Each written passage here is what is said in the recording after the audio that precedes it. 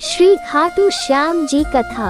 महाभारत काल में लगभग 5,500 वर्ष पहले एक महान आत्मा का अवतरण हुआ जिसे हम भीम पौत्र बर्बरीक के नाम से जानते हैं। महिसागर संगम स्थित गुप्त क्षेत्र में नवदुर्गाओं की सात्विक और निष्काम तपस्या कर बर्बरीक ने दिव्य बल और 3 तीर व धनुष प्राप्त किए। कुछ वर्ष उपरांत कुरुक्षेत्र में उपलब्ध नामक स्थान पर युद्ध के लिए कौरव और पांडवों की सेनाएं एकत्रित हुई। युद्ध का शंखनाद होने ही वाला था कि यह वृतांत बर्बरीक को ज्ञात हुआ और उन्होंने माता का आशीर्वाद ले युद्ध भूमि की तरफ प्रस्थान किया।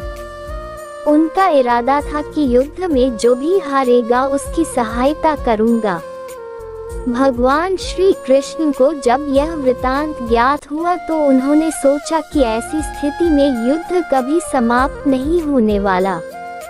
अतः उन्होंने ब्राह्मण का वेश धारण कर बर्बरीक का मार्ग रोककर उनसे पूछा कि आप कहाँ प्रस्थान कर रहे हैं। बर्बरीक ने अपना ध्येय बताया कि वह कुरुक्षेत्र जाकर अपना कर्तव्य निर्वाह करेंगे और इस पर ब्राह्मण रूप में श्री कृष्ण ने उन्हें अपना कौशल दिखाने को कहा। बर्बरीक ने एक ही तीर से पेड़ के सभी पत्तों को भेद दिया, सिवाय एक पत्ते के जो श्री कृष्ण ने अपने पैरों के नीचे दबा दिया था। बर्बरीक ने ब्राह्मण रूपी श्री कृष्ण से प्रार्थना की कि वह अपना पैर पत्ते के ऊपर से हटाए वरन आपका पैर घायल हो सकता है। श्री कृष्ण ने अपना पैर हटा लिया व बर्बरीक से एक वरदान मांगा। बर्बरीक ने कहा, हे यजमान, आप जो चाहे मांग सकते हैं, मैं वचन का पूर्ण पालन करूंगा। ब्राह्मण रूपी श्री कृष्ण ने शीश दान मांगा।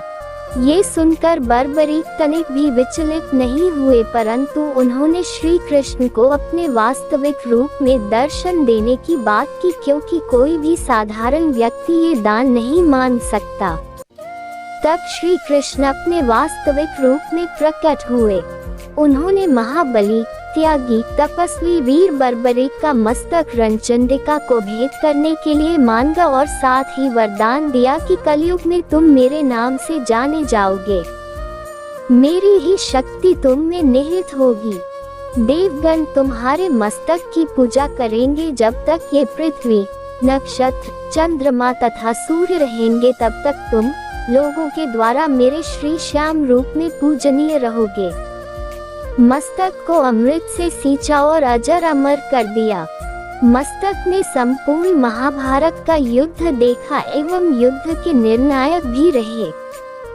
युद्ध के बाद महाबली बर्बरीक कृष्ण से आशीर्वाद लेकर अंतर्ध्यान हो गए।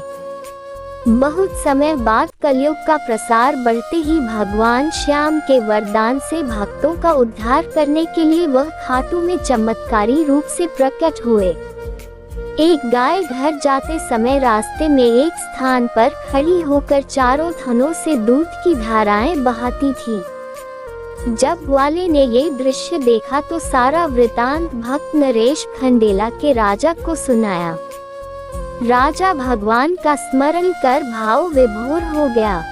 स्वप्न में भगवान श्री श्याम देव ने प्रकट होकर कहा, मैं श्याम देव हूँ। जिस स्थान पर गाय के थन से दूध निकलता है वहाँ मेरा शालिग्राम शिलारूप विग्रह है।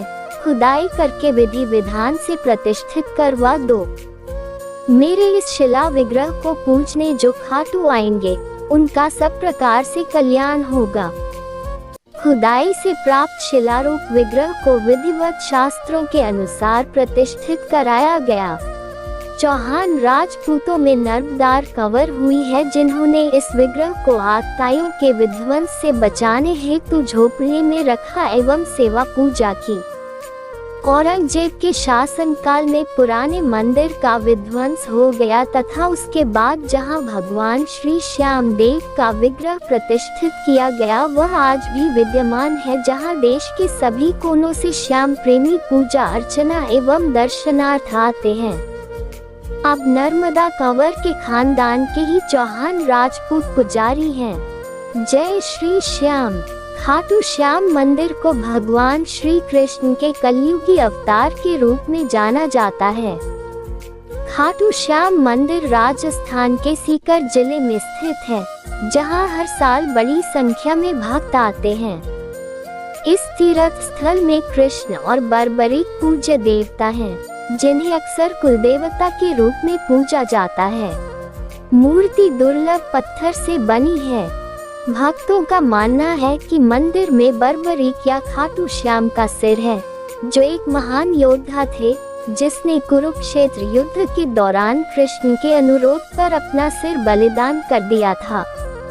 श्री श्याम मंदिर की स्थापना शिलालेख के अनुसार ज्येष्ठ शुक्ला 3 संवत 1777 के दिन रखी गई।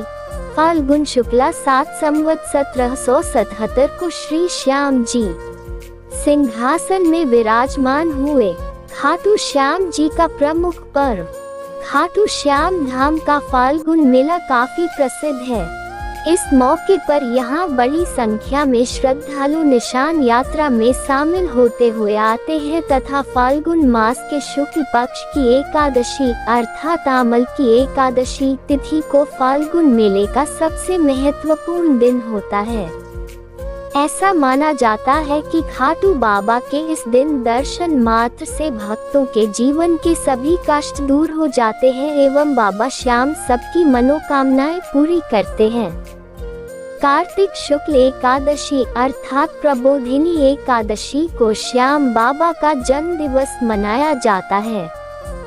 खाटू श्याम मंदिर के आसपास के मंदिर दर्शन निकटतम अन्य दर्शनीय स्थल पशुपतिनाथ मंदिर, सीता कुंड, करणी माता रिंगस रोड, शीशम हनुमान जी, खंडेलादार प्राचीन महल फव्वारे, सीताराम मंदिर, रामद्वारा प्राचीन शिव मंदिर, मंगल दास जी एवं गणेश दास जी की प्राचीन समाधि, खतवान राजा का महल।